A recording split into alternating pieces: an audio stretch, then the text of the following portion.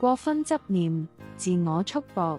我係子琳，今晚嘅藥方係死找一段不屬於自己嘅感情，只會持續內耗。明明察覺對方唔上心，卻依舊心存僥倖，總幻想對方會改變。就算飽受忽視同冷漠，仍然不斷遷就妥協。感情入面最折磨人嘅，係執住一段逐漸變淡嘅關係唔放。緣分走遠就不必強留，勉強拉扯只會持續折磨自己。對方唔在乎你，你嘅堅持只係自我打擾。雙向奔赴先係緣分，單邊執念只會困住自己。難道死死找住不屬於自己嘅人，就能扭轉結局？